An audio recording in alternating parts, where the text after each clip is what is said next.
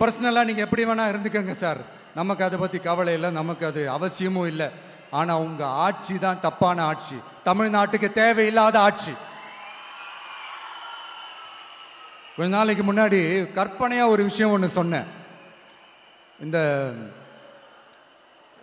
முதல்வர் கூட விசில் சின்னத்துக்கு தான் வாக்களிப்பார் அப்படின்ட்டு கற்பனையாக ஒன்று சொன்னேன்.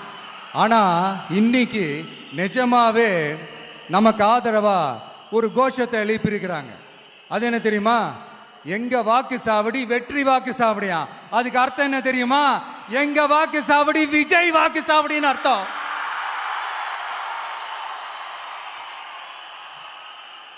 அது சரி, மக்களோட இந்த ஆதரவை பார்த்துட்டு அவர் அறியாமலே எப்படி பேசிட்டாரு என்னமோ தெரியல. 50 வருஷம் எக்ஸ்பீரியன்ஸ் அரசியல்ல, உண்மை என்னன்னு ஒத்துக்கிட்டு தானே ஆகணும்.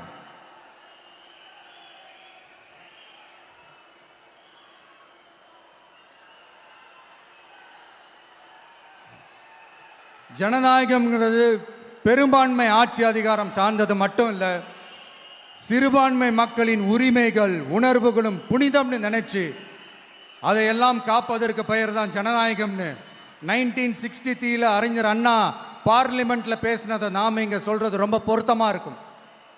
அறிஞர் அண்ணா சொன்னது தான் டிவிகேவோட நிலைப்பாடும்.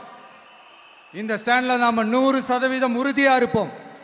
யாருக்காகவும் எதுக்காகவும் இதுல சமரசமே கிடையாது.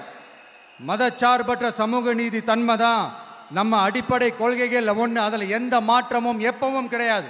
ஆனால் இதெல்லாம் மறந்துட்டு எப்படியாவது எதையாவது செஞ்சு ஓட்டு வாங்கிறதுக்காகவே இங்கே சில பேர் இருக்கிறாங்க. அவங்கள மாதிரி நமக்கு அப்படி சில பிரச்சனைகள்ல எரியற நெருப்புல எண்ணெயை ஊத்துற எண்ணமே இல்லை.